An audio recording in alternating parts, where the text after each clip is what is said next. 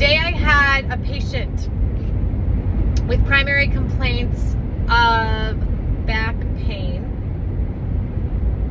maybe some hip pain, but the most significant finding is neural tension. So when I take this patient into a slump sitting, where we're putting the neural dural system on a flexed position, so chin tuck, rounded through the back, rounded through the pelvis, and then bringing the leg up into dorsiflexion, we can feel this first barrier of tension. Again, we can go past it and barge that barrier and go into muscle tension, but that your trained hand can feel this very subtle increase in drag that I believe, feel is indicative of tension on the neural system.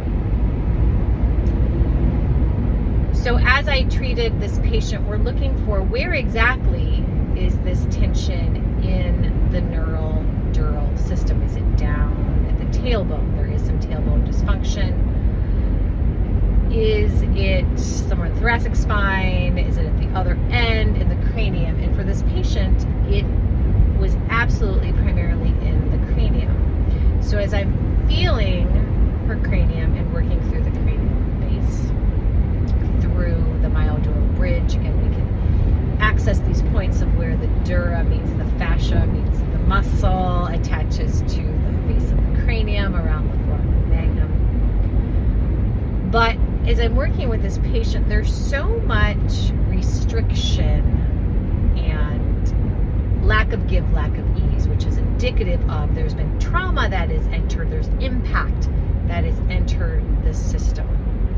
And this patient is asking, is it because of bad posture? Well, posture, will contribute to forces and strain, but it really didn't feel like a postural dysfunction restriction. And as we unpack the story a little bit further, and I knew this from this person's intake, but many, many years of orthodontia with significant external appliances, again, tug of war, forces coming into the system every day for 4 years.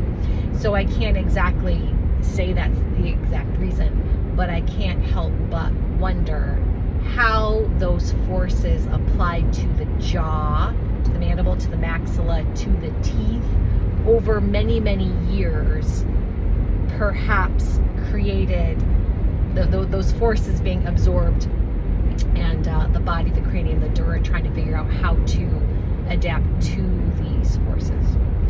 So I just wanted to share the importance of identifying restrictions, lack of ease and mobility of the dural system covering a brain, spinal cord, which blends in the nerve roots as we are assessing low back pain.